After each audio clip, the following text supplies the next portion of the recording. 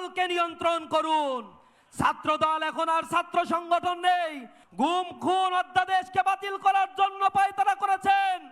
Bank resolution অধ্যাদেশ modify করে ফ্যাসিবাদের দালালদেরকে পুনর্বাসন করার চেষ্টা করেছেন। তাদের পরিণতি ঠিক আওয়ামী ফ্যাসিবাদের মতোই হবে। আজ জুলাই যোদ্ধাদেরকে আক্রান্ত করা হচ্ছে। আমরা দেখেছি ঢাকা বিশ্ববিদ্যালয়ে, সেখানে জুলাইয়ের যারা সম্মুখে সারিতে থেকে নেতৃত্ব দিয়েছে, যারা তাদের রাজনীতি করার অধিকার ফিরিয়ে দিয়েছে, সেই জুলাই যোদ্ধাদের আওয়ামী দোসরদের নিয়ে এসে শাহবাগ থানার মধ্যে মাফ করে তাদের গায়ে হাত দেওয়া হয়েছে। প্রতিটি শিক্ষাঙ্গনকে তারা উত্তপ্ত করে তুলছে। চিটাগাং সিটি কলেজে আমাদের জুলাই যোদ্ধা ভাইদের উপরে আঘাত করা হয়েছে। পায়ের উপরে আঘাত করে তাদের পা দ্বিখণ্ডিত করার মতো দুঃসাহস তারা দেখিয়েছে। আমরা ধৈর্য ধারণ করছি। আমরা বলতে চাই, আপনারা যে মসনদে বসে আছেন, এটা শহীদের রক্তে গড়া মসনদ। এই মসনদের সঠিক ব্যবহার না করলে তা ভেঙে তছনছ হয়ে যাবে। অনতি বিলম্বে আপনার পেটুয়া বাহিনী, সন্ত্রাসী ছাত্র দলকে নিয়ন্ত্রণ করুন।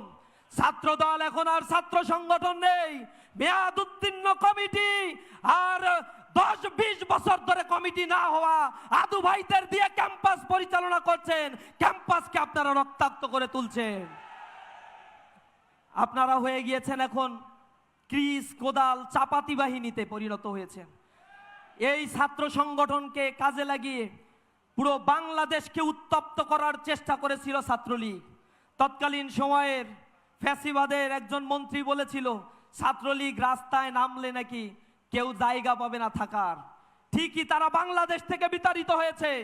আজও যদি তারা জুলাইকে অস্বীকার করে, ক্যাম্পাসকে উত্তপ্ত করে, সাধারণ ছাত্রদের অধিকার নিয়ে ছিনিবিকেনে গণরুম, গেস্ট রুম কালচারকে ফিরিয়ে আনার জন্য চেষ্টা করে, আমরা আমাদের ভাইদেরকে বলে দিয়েছি, বইছে বাতাস বৈরি, তৈরি থেকে তৈরি, একটি ডাকে নামতে হবে মাঠে, আবার তুমুল ঘামতে হবে মাঠে। শত্রু আজবন্য, সুযোগ খুঁজে হন্য, খামছে ধরে কখন সবুজ লাল, দূর আকাশে উঠছে শকুন পাল, খামছে ধরে কখন সবুজ লাল। আমরা রাস্তায় নামার জন্য প্রস্তুত আছি, অপেক্ষা করছি তোমাদের শুধরানোর।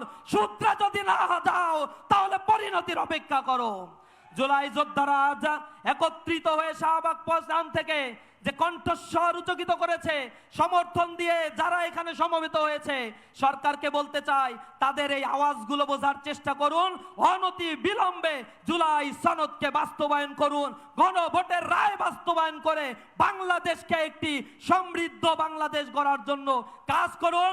সরকারি দল, বিরোধী দল মিলে কাঁধে কাঁধ মিলিয়ে কাজ করলে আমরা ছাত্র জনতা আপনাদের সহযোগিতা করব সোনার বাংলাদেশ গড়ে তোলার জন্য।